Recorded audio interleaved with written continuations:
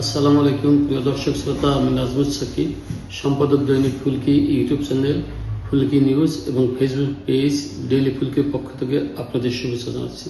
আজ আমি কথা বলতে চাই সাভার থানা ও পৌর ছাত্রদল সম্পর্কে। সাভার থানা এবং পৌর ছাত্রদলের আংশিক পূর্ণাঙ্গ কমিটি গঠন করা হয়েছে গত 5 জুন।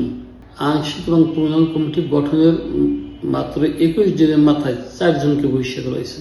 প্রথম জন রনি ইসলাম ওরফে রনি হোসেন ওরফে রনি চৌধুরী। তিনি পৌর ছাত্র দলের সহ সাংগঠনিক সম্পাদক পদের দায়িত্ব পেয়েছিলেন। দায়িত্ব পর 2 দিনের মাথায় তার স্ত্রী রিয়ামণিকে হত্যা করেছেন।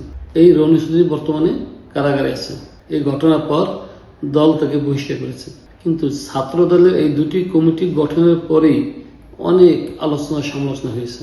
এই কমিটিতে অনেক মাদক ব্যবসায়ী, মাদক সেবী, অছাত্র, বিবাহিত এবং ফ্যাসিস্ট আওয়ামী পরিবারের সদস্য আছেন।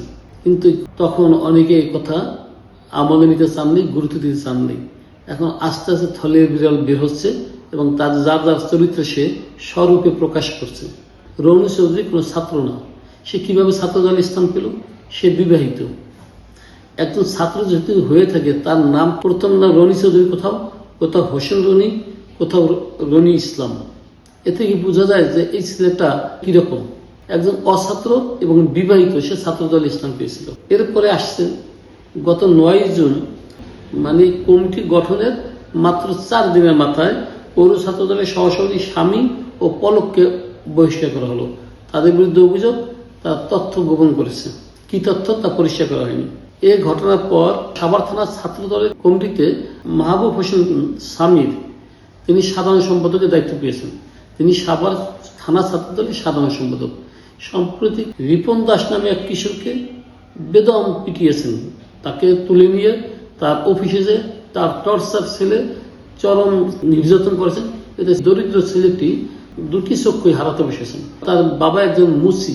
এই দরিদ্র পরিবারের পক্ষে চিকিৎসা করা সম্ভব নেই। এখন হাসপাতাল থেকে বাসায় নিয়ে এসে তাকে রাখা হয়েছে। এই ছাত্রের উপর এমন নির্যাতন করেছে এবং এই মাহবুব হোসেন সামিরের বিরুদ্ধে রিপন দাসের ভগ্নিপতি সাভার মডেল থানায় মামলা করেছেন। মামলার পর ছাত্রদল কেন্দ্রীয় কমিটি খবরটি জানতে পেরে তাকে গতকাল 26 জুন শুক্রবার এই সামিরকে বহিষ্কার করেছেন। এতে ছাত্র দলের ভাবমূর্তি কোথায় গিয়ে দাঁড়ায়। এই ছাত্র দলের অনেকে অনেক কথা বলেছেন। কেউ বলেছেন মোটা অঙ্কের টাকা দিয়ে অনেকে কমিটিতে পদ পেয়েছেন। অর্থের লেনদেন হওয়ার কারণেই ছাত্র দলে মাদক ব্যবসায়ী, মাদক সেবী, অছাত্র, বিবাহিত এবং আওয়ামী পরিবারের সদস্যরা স্থান পেয়েছিলেন। এখন অবিলম্বে উচিত ছাত্র দলের শুদ্ধি অভিযান চালানো। সাভার থানা ছাত্র দলের আংশিক পূর্ণাঙ্গ কমিটিতে 188 জন সদস্য রয়েছেন। এতে সহসভাপতি আছেন 67 জন, যুগ্ম সাধারণ সম্পাদক 53 জন, সহ সাংগঠনিক সম্পাদক 25 জন, সহ প্রচার 1 জন, সহ দপ্তর সম্পাদক 1 জন, সদস্য 7 জন। সাভার পৌর ছাত্র দলের 171 সদস্য বিশিষ্ট কমিটি গঠন করা হয়েছিল। তাতে সহ সভাপতি 52 জন, যুগ্ম সাধারণ সম্পাদক 69 জন, সহ সাংগঠনিক সম্পাদক ছিল 19 জন, আর সদস্য করা হয়েছে মাত্র 3 জন। এই 3 জন সদস্য পৌর কমিটিতে, থানা কমিটিতে 7 জন।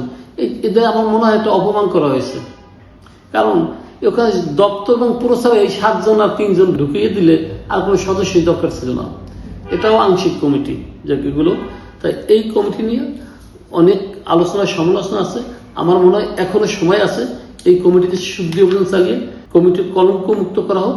এটাই সাধারণ মানুষের এবং বিএনপি, যুবদল, ছাত্রদল যারা রাজনীতি করেন, যারা ভালো একটা সংগঠন চাচ্ছেন, ভালো কমিটি চাচ্ছেন, তারা প্রত্যাশা করেন। এবং যারা বিএনপিকে ভালোবাসেন, ছাত্রদল, যুবদলকে ভালোবাসেন, শহীদ প্রেসিডেন্ট জিয়াউর রহমান এবং মরহুম ম্যাডাম খালেদা জিয়াকে ভালোবাসেন, বর্তমান প্রধানমন্ত্রী জনাব তারেক রহমানকে ভালোবাসেন, তারা অবিলম্বে সাভারে এই ছাত্র দলের বিরুদ্ধে শুদ্ধি অভিযান চাচ্ছেন এবং আদর্শ ছাত্রদের নিয়ে ছাত্রদল গঠনের আহ্বান জানিয়েছেন। তাদের প্রত্যাশা পূরণ হোক।